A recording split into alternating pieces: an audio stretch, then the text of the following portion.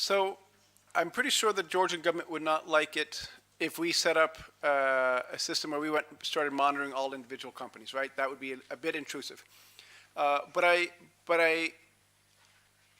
think you have a very important point, which is the conditions here are terrible. And so one, yes, we do have programs that try to address that. We have a rule of law program. We support NGOs like GAILA and others that are able and willing to bring and provide free or very cheap legal care for people whose rights are being violated. But the larger challenge, of course, is you need more economic opportunities. Exploitation happens when people have no choice. So there's supply side problems. You can try to fix that by not allowing that to happen, or you can try to create the conditions where the people have the power to switch jobs, where you can do, if this job is terrible, I'm going to work for another employer. So we are trying to create economic growth here, but also we have a lot of programs to try and promote innovation.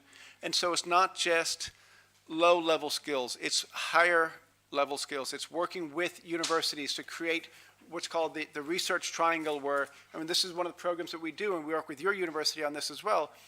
We recently sent people from almost every major university in Georgia to the US to study this, so that universities work with the private sector, work with the government to create innovation companies, right?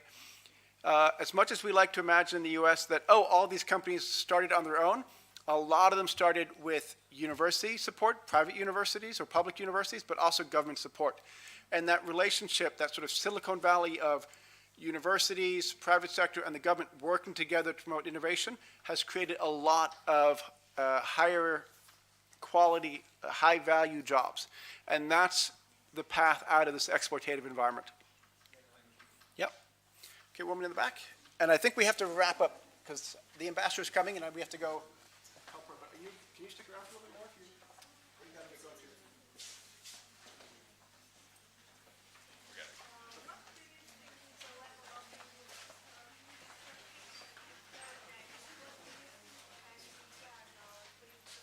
Sorry, can you say that one more time? What do you think is the level of English proficiency in Georgia? English proficiency. What do you think has got to do? So I am been amazed at the level of English and how much it has changed since I was here 20 years ago. And I think if you look at reports, 40% of people now speak some English, and I think that's very impressive. I think, one, we're trying to support this. We have, and I know Kutaisi, actually, your university has a great English program, one of the better ones, if not the best in the country. We have 2 American fellows here supporting English teaching here. We are working with universities to help improve the curriculum.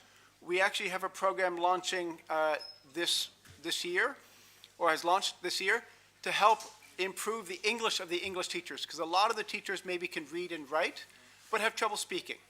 Because if you're living in a rural area and you don't ever get to practice, it's hard. So we're trying to help raise the quality of teachers, because that will have a long-term benefit. So we are really trying to do a lot for that. But we also have 25 English language clubs for people from disadvantaged backgrounds throughout the country. And that's about 700 kids. So the US Embassy is directly financing English instruction. And this is, I think, 5 or 6 hours a week for 700 kids from very disadvantaged backgrounds. And so we are seeing a huge impact.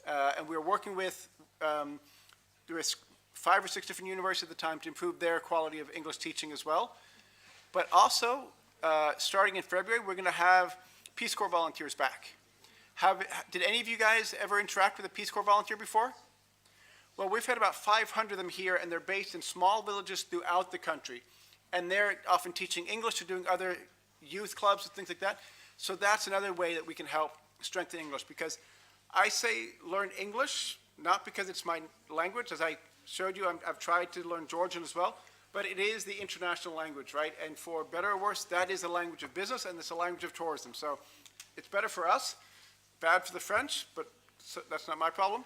But so it's a really useful language. But you guys all know that, so I'm preaching to the choir.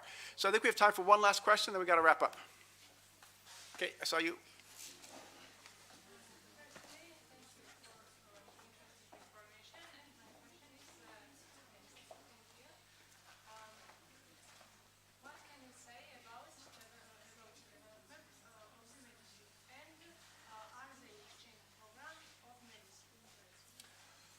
Medicine. So, medicine is really hard because it's very tightly regulated. So no, we do not have any exchange programs for medicine per se, although we do have, once you're a doctor or things like that, you can go to the US for research purposes on a Fulbright scholar kind of things. But no, going to med school in the US, no, because that's such a specific thing, and it's, yeah, so we avoid that topic. Great. Thank you all so much.